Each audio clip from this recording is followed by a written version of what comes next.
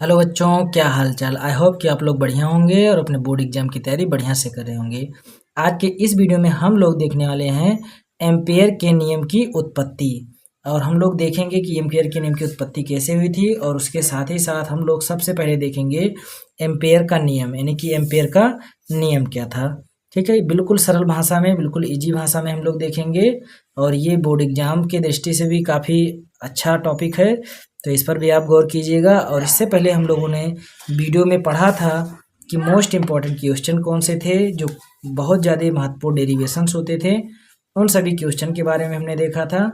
और उसके साथ साथ ही हमने आवेशित कण के जो होता है चुंबकीय क्षेत्र के लंबवत जब गति करता है तो क्या होता है, उसके बारे में हम लोग देखे थे। और उसके बाद में हम लोग साइक्लोट्रॉन के बारे में देखे थे। ठीक है, इन सभी वीडियो का आपको लिंक डिस्क्रिप्शन में मिल जाएगा, और आप चैनल के पेज पर भी जाके ओपन कर सकते हैं, प्लेलिस्ट मिल जाएगा। ठीक है, तो आइए हम लोग एम्पियर के नियम को समझते हैं। चुंबकत्व में एम्पियर का परपथीय नियम स्थिर विद्युत्की में गॉस के नियम के समान है। जैसे हम लोगों ने स्थिर विद्युत्की में गॉस का नियम पढ़ा था, सेम टू सेम यहाँ पर जो एम्पियर का परपथीय नियम है उसी तरीके से है।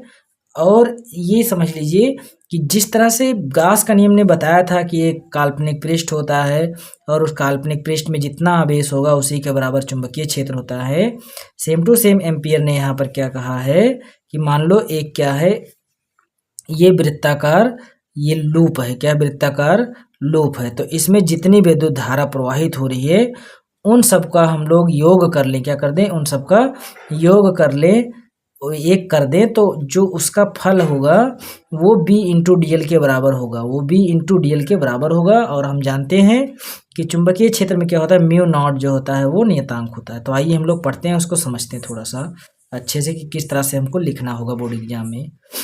इस नियम अनुसार किसी बंद परिपथ के चुंबकीय क्षेत्र का रेखीय समाकलन, यानी कि इस नियम अनुसार हम लोग किसी बंद परिपथ के चुंबकीय क्षेत्र का रेखीय समाकलन करेंगे। देखिए, ये एक बंद परिपथ है, इसका चुंबकीय क्षेत्र जो है रेखीय समाकलन, मतलब देखिए चुंबकीय क्षेत्र ऐसे गति कर रहा होगा, मान लो इस तरह से गति कर रहा होगा, तो ये एक छोटा सा खंड DL है और इसका चुंबकीय क्षेत्र इस दिशा में दिखा रहा है। ऐसे जैसे यहाँ आएगा तो दिशा इधर हो जाएगी, यहाँ आएगा तो दिशा इधर हो जाएगी। तो ऐसे इसका हम लोग रेखीय समाकलन कर दे, V इंटू DL का रेखीय समाकलन करें। देखो लिखा हुआ है चुंबकीय क्षेत्र का रेखीय समाकलन उस बंद परिपथ से गुजरने वाली कुल धारा का बीजगणितीय योग का मान म्यू नॉट गुना होता है। यानी इसमें जो कुल धारा है उसका हम लोग बीजगणितीय योग कर ले, मतलब I1 को जोड़ दें, I2 I3 I4 सबको जोड़ लें, जोड़ने के बाद में म्यू नॉट से गुना कर दें, म्यू नॉट से गुणा कर दे तो वो B इंटू DL के बराबर होगा। लेकिन समाकलन, समाकलन मतलब पूरे वृत्त का, पूरे वृत्त का जो यहाँ पर लिखा हुआ है V इंटू DL, ये क्या है, समाकलन का चिन्ह है। यहाँ पर ऐसे भी लगा सकते हो, बराबर म्यू नॉट इंटू I, यानी कि I गुना किस में है, म्यू नॉट के।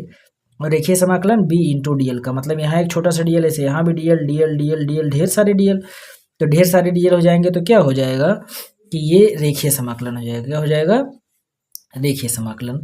ये था एम्पियर का नियम। अब हम लोग इसका उत्पत्ति करेंगे कि इस नियम की उत्पत्ति कैसे हुई। तो आइए हम लोग देखते हैं कि एम्पियर के नियम की उत्पत्ति कैसे हुआ है।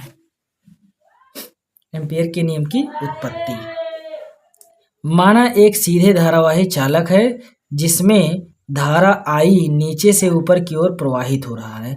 हम सबसे पहले मान लेते हैं कि एक धारावाही चालक है। देखो हम लोग जब एम्पियर का भी नियम देख रहे थे तो ये धारावाही चालक था, इसमें ढेर सारा धारावाही चालक था। इन सबको हम क्या मान ले, एक धारावाही चालक मान ले। क्या मान ले, एक धारावाही चालक मान ले जो नीचे से ऊपर की तरफ प्रवाहित हो रहा है, जिसके कारण R त्रिज्या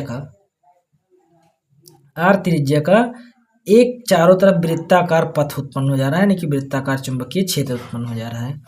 वृत्त पथ के किसी बिंदु A पर चालक के कारण उत्पन्न चुंबकीय क्षेत्र, मतलब किसी भी बिंदु, चाहे ये हो, ये यहाँ हो, किसी भी एक पॉइंट पर अगर हम लोग देखेंगे चुंबकीय क्षेत्र कितना होता है, तो वो होता है B बराबर म्यू नॉट इंटू I बटे में 2πr। अभी इसको हम लोग बाद में सिद्ध भी करेंगे, बोर्ड पर सिद्ध करेंगे बिल्कुल आसानी से, सिंपल भाषा में। ये I जो होगा मतलब B बराबर म्यू नॉट इंटू I बटे 2πr, समीकरण 1 कह देंगे इसको।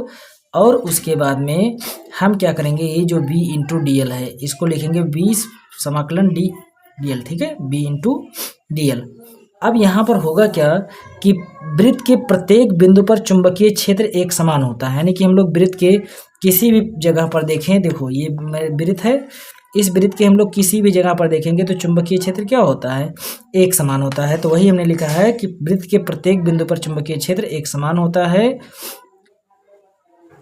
इस संपूर्ण वृत्त पर छोटे छोटे डीएल है, जहां बी एवं डीएल एक ही दिशा में है, यानी कि जो बी है और डीएल है, बी और डीएल है ये दोनों एक ही दिशा में, तो उनके बीच जो कोण बनेगा बी बराबर थीटा बराबर क्या हो जाएगा, 0 हो जाएगा, थीटा बराबर 0। तो बी इंटू जो डीएल था, बी इंटू जो डीएल था, ये क्या हम लोग लिख सकते हैं, अभी यहाँ पर जब था तो दोनों एक ही दिशा में थे, क्या थे, एक ही दिशा में थे। अब यहाँ पर जब देखो उनके बीच में कोण कितना बन रहा है, 0 degree. B into D L कितना बन रहा है, कॉस 0 डिग्री, और कॉस 0 डिग्री का मान कितना होता है, 1 होता है।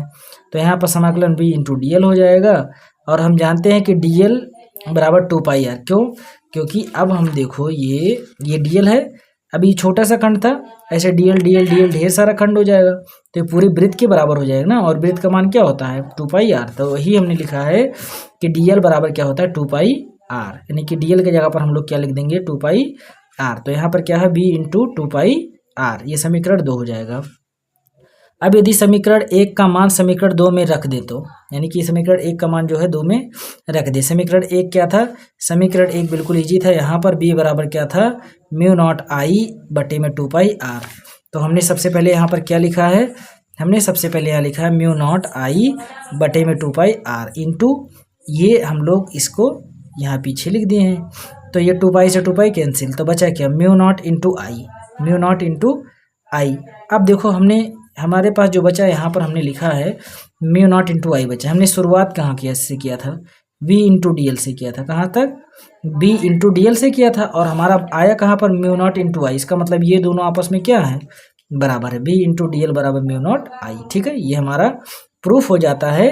तो इस तरह से हम लोग एम्पियर के नियम को प्रूफ किए हैं। और यदि आप इसी तरह के सारे वीडियो देखना चाहते हैं, और बोर्ड पर भी आप यदि बढ़िया से वीडियो देखना चाहते हैं, जैसे ये आपको बोर्ड में पढ़ाया गया है, ये है टोराइड के कारण उत्पन्न चुंबकीय क्षेत्र, ठीक है, इसी तरह से आपको एक एक वीडियो सबके मिल जाएंगे और बढ़िया बेहतर तरीके से मिल जाएगा, ठीक है। फिर मिलते हैं अगले वीडियो में। यदि वीडियो पसंद आया हो तो लाइक कर दो, चैनल पर नए हो तो सब्सक्राइब कर दो, और अपने यार दोस्त को जरूर भेजिए, ठीक है। बाय बाय, फिर मिलते हैं अगले वीडियो में।